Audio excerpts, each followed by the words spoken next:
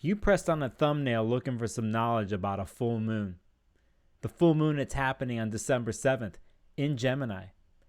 This might be your first astrology video of the day. It could be your third or fourth, and you're trying to find a certain type of insight, a certain way of connecting to understand what's going on. Well, I'll give you my insight, my highest truth. And this full moon and the energies as of late have to do with certain types of truth.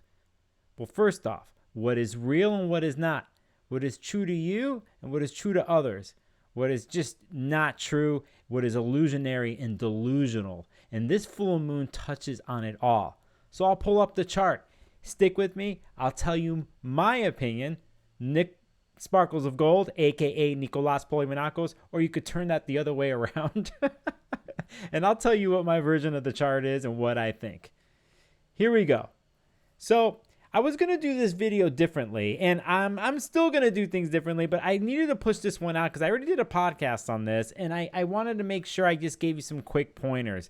Now, if you're looking at the chart here, you're going to see that the moon is in Gemini at 16 degrees, and it's opposite the sun at 16 degrees. This is a typical full moon, is when the moon is opposite the sun. 2 weeks ago, when we had the new moon in Sagittarius at 1 degree, the moon and the sun were together. Here we are 2 weeks later.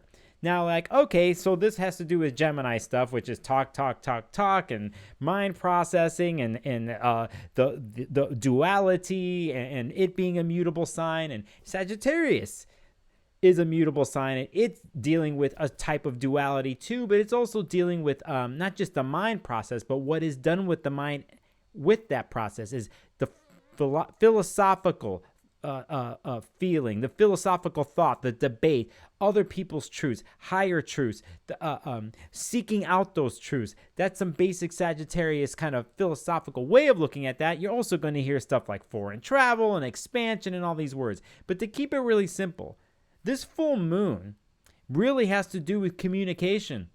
And the theme the last couple of weeks, for the last 2 weeks since the new moon in Sag, has to do with communication. And the reason being is the full moon is in Gemini, and the planet that rules Gemini is Mercury. So Mercury deals with what is said, what is processed, what is come up with in the mind. And it being in Gemini, it can do this on multiple levels, multiple projects, multiple streams of thought.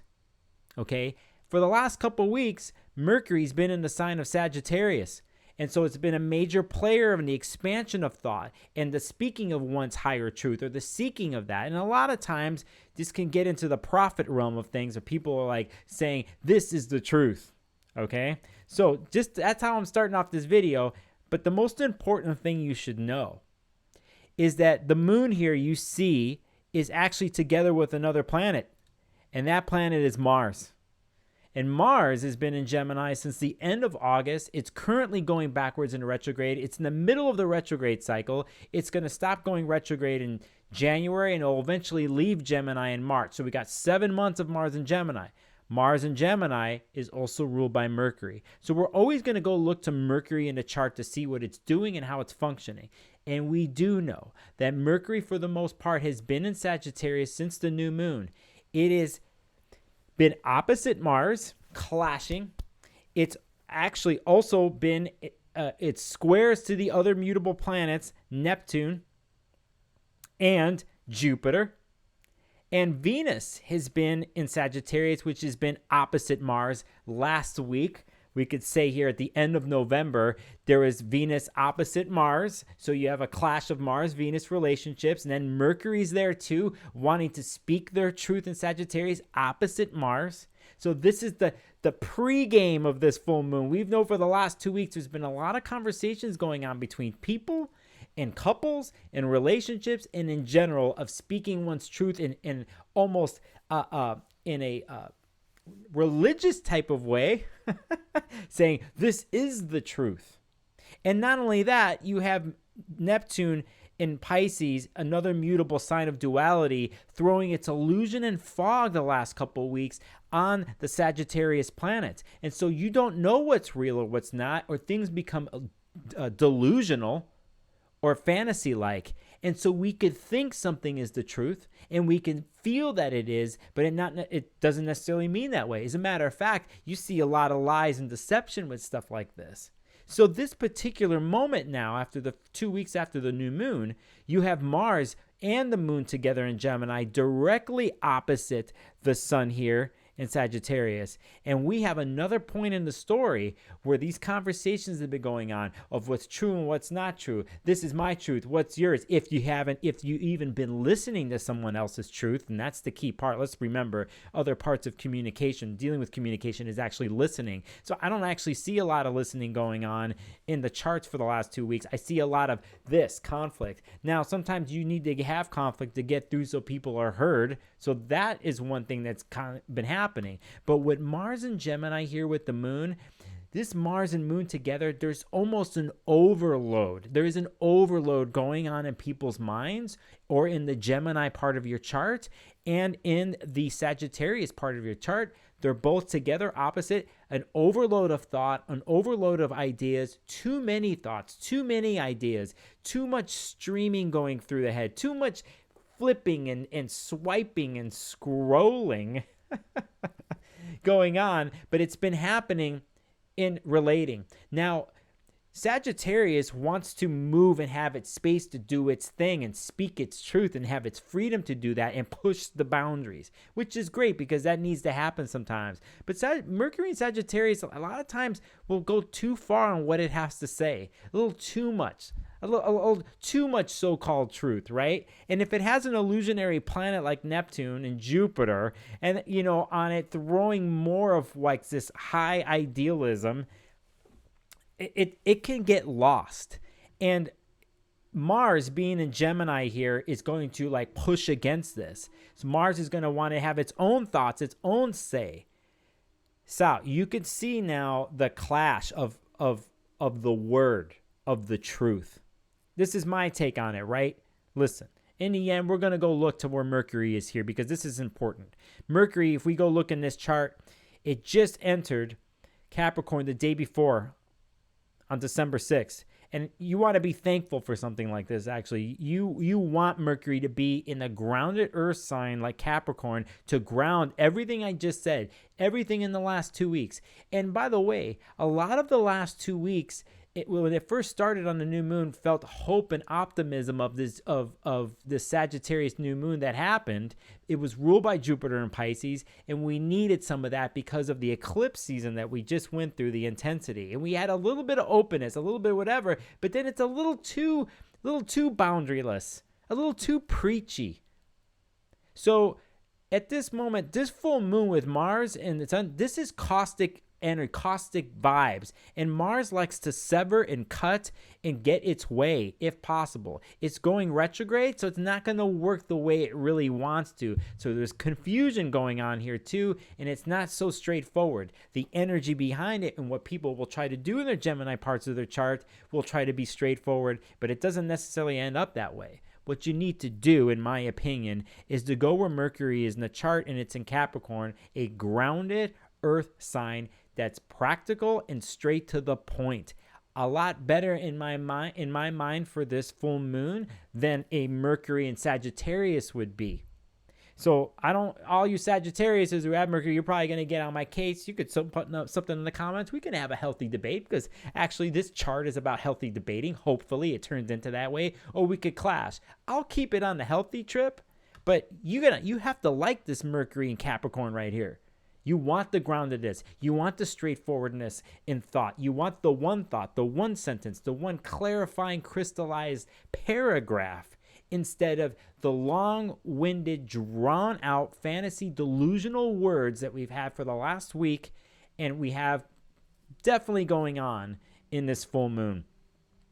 Mercury in Capricorn is ruled and helped by Saturn in Aquarius. And if you listen to my podcast, if you've watched my past videos, you know that I'm a Saturn dude and I'm preaching. Here's my preachy full moon thing. I'm preaching Saturn in Aquarius because it's a major background tie-in for a place you could stand upon, grab onto, that's solidified, clear and precise, and demands contemplation and thought. and can be used to move things forward. And not only that, Saturn and Aquarius here is by air signs is making a harmonious relationship with the moon and Mars here and helping it in the background. It's not the best it could be, but it's there because Mars in Gemini is retrograde, but it's there in the background. So you want to use the Mercury in Capricorn to solidify thought. It's backed by a progressive new way, a new something to bring in foundationally with Saturn and Aquarius, and it can help this clash that's happening and that's been happening with Gemini stuff opposite Mercury or Sagittarius stuff. Gemini is the quick thought process. Sag, the philosophical thinking of why. So you've got to remember those two things, and there's a way to balance it. I think the way to balance it is being straightforward with your talk and remember to listen and not start getting on a prophet-like thing. You know, I said in my podcast, you see, it can get cult-like. What I mean by cult-like, Sagittarius energy and the way, if you got a bunch of energy that's running around that way, and then it's got Neptune throwing its delusion and fog and this high idealism. This is where things can get really culty with words. People can kind of start saying like, this is the way. You know, this text is the way to follow. This book is the way. There is no other way. And it's sold with this lofty idealism and optimism at times. It's sold that way, but it really isn't. It actually gets super dogmatic in a way, but it can kind of trick you with its sweet song and sweet word. You know, this past weekend that we just had before this full moon, on December 3rd, we had Venus in Sagittarius squaring Neptune. It's that energy still around. There's a lot of delusion going around. And there's in relationships or people think, you know, they have met somebody or whatever and they've fallen in love or this person is the one. That's the type of thing that happens with Venus Neptune. Or, you know, I'm going to disconnect from reality and find my identity through another person, through a dream or through some illusion. And it's hard to see that because if you're going to add some alcohol or some other something to throw yourself in the mix, one can get lost. And that energy is getting carried over into this full moon. I'm kind of harping on this because I think mutable energy, we need it. I'm someone who knows mutable energy very well, but I'm not the best. I'm not feeling the best about this lunation because we've had so much fixed energy that I think people wanted to break. Now we go too far within 2 weeks. Right? It's just like a little too extreme for me. And I think in all, you have to look at all sides of planetary aspects in astrology or a planet or a sign. And yes, you can find inspiration in a vessel to divine something with Pisces planets and the Sagittarius planets and the Gemini mutable, right? But, you know, when you have, you know, I can go back here and show you something. A 22 degrees Neptune here. Here's the moon in 16. Okay, they're not tightly by my numbers, but Neptune is sort of throwing its little vision or weirdness. I say weirdness, illusion onto Gemini stuff too. That's why I'm like, hey, what is real and what's not here? You know, some people dig this type of energy and they can actually need things to be shaken up, especially with Mars being in a mutable sign like Gemini, and then Neptune and Jupiter in Pisces, all that. That's great. I'm a huge fan, actually, of the Jupiter and Pisces transit that's going on. It's mutable at 29 degrees. There's a lot you can do with that. But still, there's a thing here of blurry boundaries all the way around with mutable signs. And in the end, you can only go so far with that. And especially after what we all been through in the last year. Would you want something to come your way word-wise, knowledge-wise, that you know, even if it's the hardest of things, that you at least know is concretely solid and true? Or would you want to have things be debated for a while and then just be left out in the ethers, and then there's multiple truths and it never gets solidified? To me, I'm going to look for the solidification in the end because we all need something to stand upon. And I think this is the most important thing here, is to know where you stand, to know where your truth is. And if you're caught up in some debates, and if you're caught up in conflict, in relationships, so on and so forth, there are healthy ways to speak your truth and to listen to someone else's or some other group's truth. And I think the key thing is to not get carried away or carried off. And when you have a planet like Mars involved, it's going to want to push its agenda and it gets riled up. And I think Mars being in Gemini retrograde, it's not really on its point. It's going through a review period here. And, and it needs space, but it also needs to find at least a place to stand. And that place to stand, gratefully, is Mercury and Capricorn. Now, I'll go a little bit more past this full moon. The day after this full moon, and I'll while I'm talking to you, I'll pull up a chart for the day after the full moon. I'll pull this one up here. How about that? Here's the day after, December 8th, the Thursday. I have it for 3:00. The moon is still in Gemini, so it's still going on. This lingering effect, and argumentative stuff, and my truth is the truth. And you also have the fantasy and fog I told you about, of this lingering thing of like, I don't want to diss on what could be or what you want to aspire to. Those are Sagittarius things, but I think it's a little lost at this point. We are here at the next day, and we look at where Mars is, and it's at 15 degrees. 15 degrees, and here's 16. Right now, and this whole week, we have Mars opposite the sun. We have a major clash going on. Doesn't just end on the full moon. It goes for the rest of the week. So, take it easy. Listen. Bring in listening techniques. Some people out there, they're big fans of nonviolent communication. You can look up some stuff online about this type of stuff, of how you do listening skills and so on and so forth. You could bring all those tools in, by the way, and somebody on the opposite end still won't have the way. They still won't participate in the arena of conversation and play by the so-called rules. And we all know in these types of things that it's really hard to do that because we all have some sort of weird button getting pushed, or some of us have trauma dealing with relating and communicating. So you have to know where you stand. And sometimes maybe you don't say anything. Maybe you just listen. Maybe actually what really would be honorable for yourself. And I'm not talking safe space. I'm talking like honorable. There is a way for people to have conversation and be at a debate and still be respectful, which I think in our society, because I'm going to rant now, is a lost art because of the stupidity of a lot of the internet and its structures that have created with comment sections and so on and so forth. So you're going to see listen, fear in arguments and hardcore disrespectful debate sells. They get the most clicks, the most downloads. And I personally am way fucking over it. So it's representative of our society. And I know many of you out there are over it too, or you want to be over it, but you get caught up into it. So that's my rant on this, and that's an example how things can go. It doesn't have to go there. And I'm going to completely quadruple, quintuple, triple down on something I've been saying all year long. And I'm saying this to myself too, not just to you all. You have the power as a beautiful human being to come from a solid, loving place for yourself. And you could do that with other people.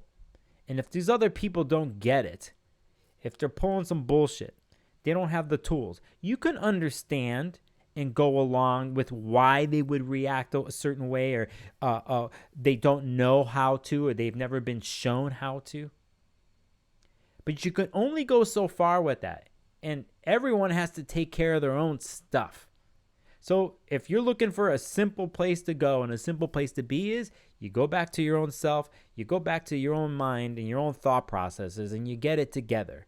And if you notice it's stress-filled, anxiety-filled, which I wouldn't doubt it's been the last 2 weeks heavy here with everything that I said and what's going on this week, there's the energy of wanting to clash. You don't have to clash. And actually, you can wait to clash. And maybe if you have the ability and the time to wait, when Venus goes into Capricorn and some of the other planetary configurations change here within a couple weeks, there's going to be a lot more groundedness and seriousness involved in the astrology. So that's what I'm recommending to myself and recommending to all of you, is to remember what you're thinking and to be very clear about where you stand in your thinking. And if you need to clear that up, go back to my Mars and Aquarius video. I'll put it up here.